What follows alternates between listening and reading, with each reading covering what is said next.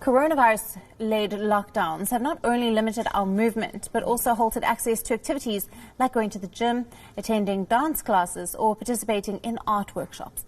But it's not as bad as it looks, thanks to the power of the internet. Now, people are shifting to online classes. But are these virtual sessions as good as the physical ones? And most importantly, how can you make the most of virtual classes? Our tech correspondent, Ankit Tuteja, took up one of these online classes. Take a look.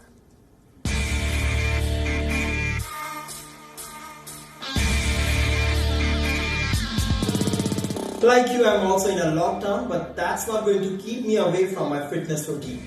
I may not have access to my gym, but I definitely have access to the internet.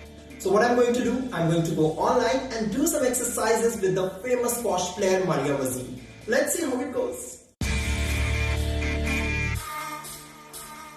The idea behind taking up this online workout session was simple: to burn some calories. I live alone and have found myself reaching for the fridge more than usual while I work from home during this lockdown. Before the lockdown, I used to work with my personal trainer a few days of the week, but that's obviously no longer possible. So let's see how this virtual session unfolds. I'm glad to report that I managed to keep up quite well for the 30-minute workout session. But guess what? I realized that a few things can make or break the experience. So if you decide to attend a class online, try and follow these simple tips. Before you sign up for a virtual session, make sure you have high-speed internet. A poor connection would be a huge spoilsport. It may lead to lags, which will lead to communication issues between you and your teacher, who could possibly be located thousands of kilometers away from you. And all you would be left with is a poor user experience. You don't have a say over the medium, as it's the host that decides how and where he or she wants to conduct online sessions.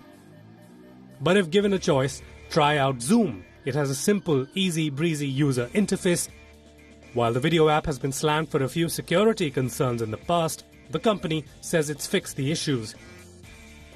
But I suggest that you avoid screen sharing on the app, just to be extra safe. Every app allows you to perform audio and video tests beforehand. Remember, do that at least 20 minutes before the scheduled time.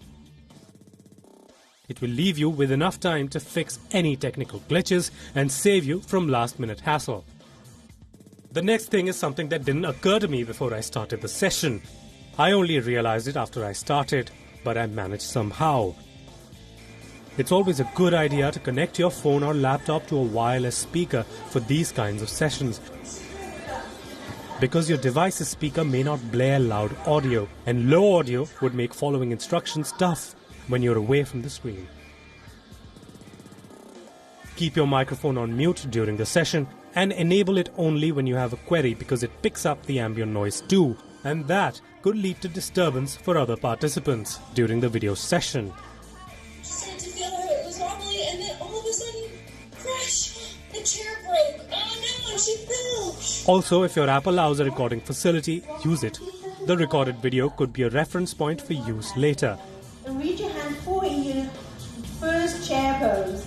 And finally, just because you're home doesn't mean you can wear anything during virtual classes.